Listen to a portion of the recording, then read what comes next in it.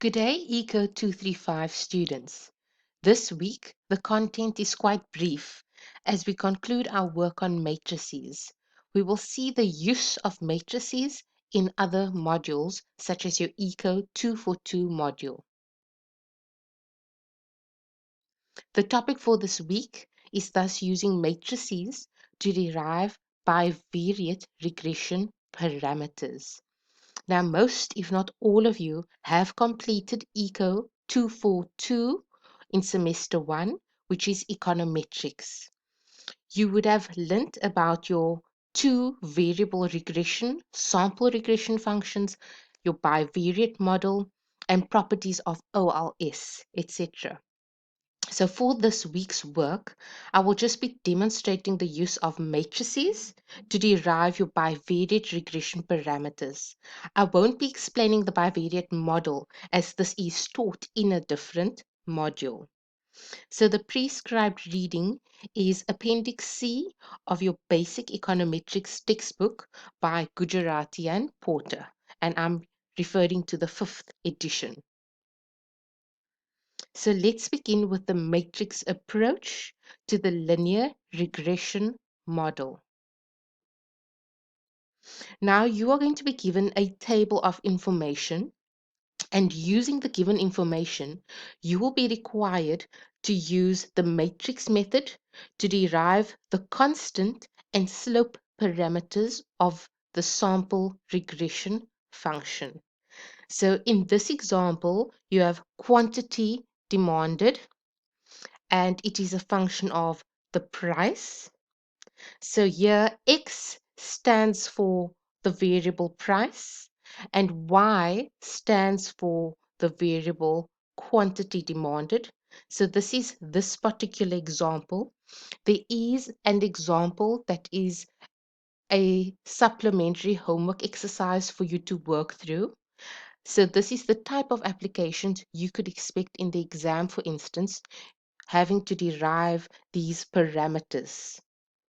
Now, your y variable is the dependent variable, and it is also referred to as your regressant. And then the x variable is the independent variable or the regressor or the explanatory variable. Now we only have a simple two variable linear regression model, hence it is referred to as bivariate. If you had more than two variables, then it would be multivariate. And to my understanding, you would be exposed to multivariate models in your third year of econometrics, for instance.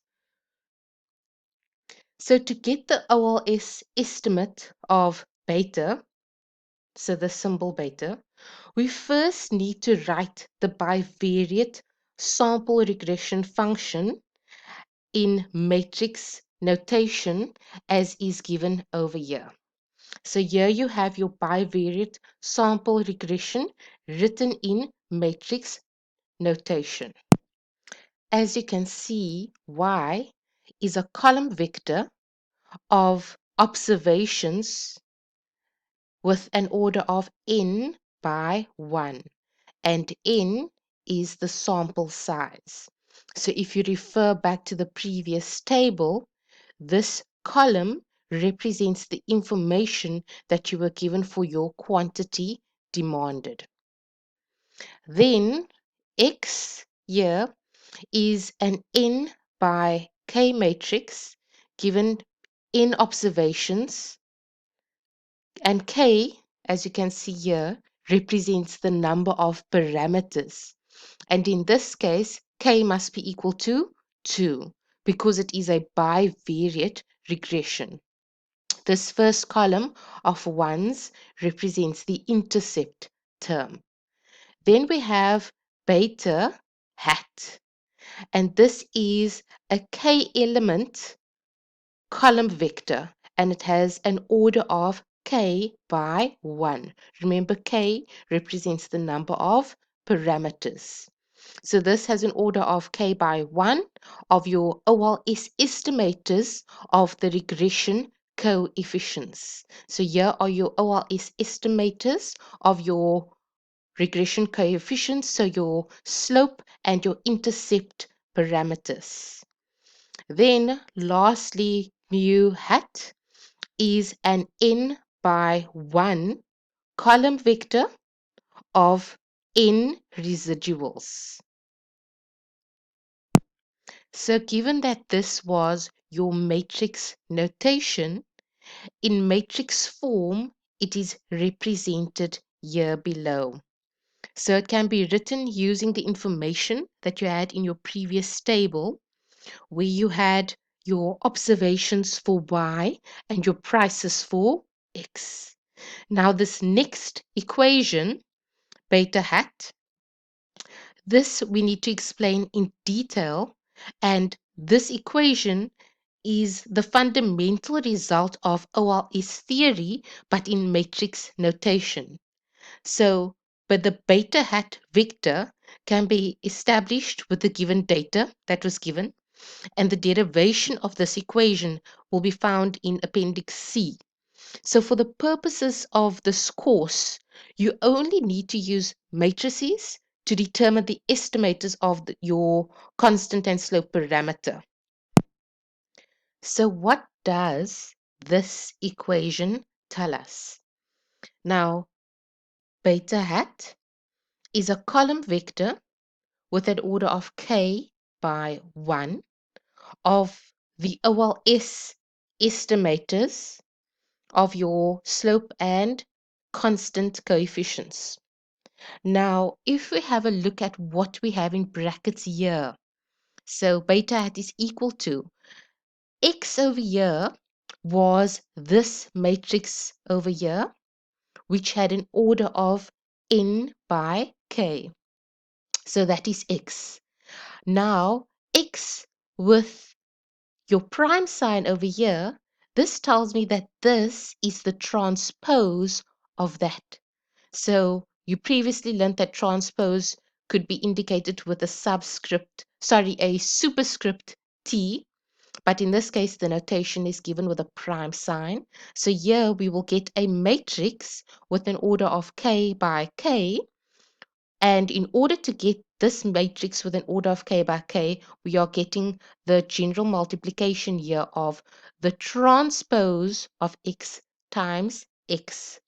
Now, this is in brackets, but then we have the superscript -1, and this tells me that I, in fact, need to get the inverse of this. Remember, this notation tells me it is the inverse of this matrix.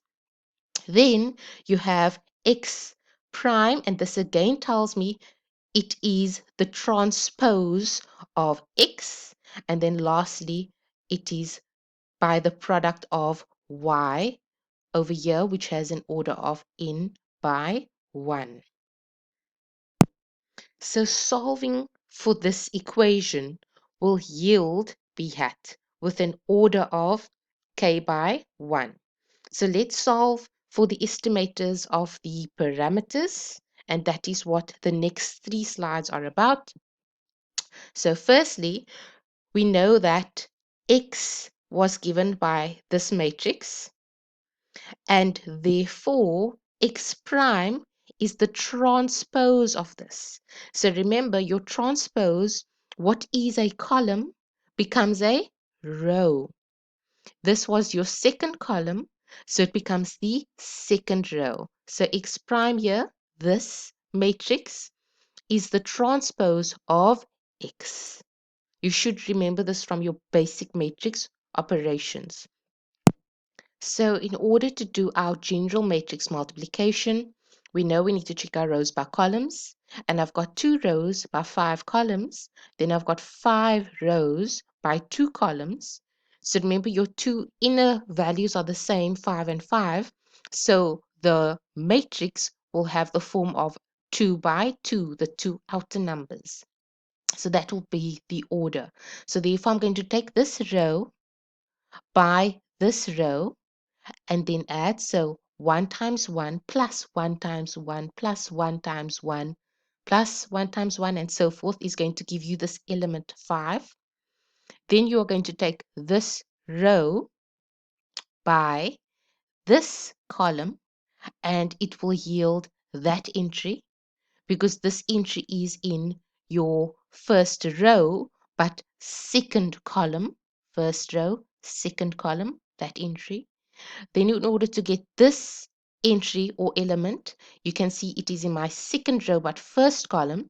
So I take my second row, but first column, it is going to yield this entry. And then lastly, this entry or element is in my second row and second column. So you take your second row by your second column, and remember the corresponding elements are multiplied by each other. So 1 multiplied by 1 plus 2 multiplied by 2 plus 3 multiplied by 3 plus 4 multiplied by 4 plus 5 multiplied by 5 will give you 55. So that is this matrix over here, right? Now, remember, we need to get the inverse of this. Remember, in order to solve for our estimators of the parameters, we needed to get the inverse of this matrix. So the inverse of this matrix, you know that you first need to get your determinant. So it is 1 over your determinant. And your determinant is always going to be AD minus BC. So 1 over the determinant AD minus BC.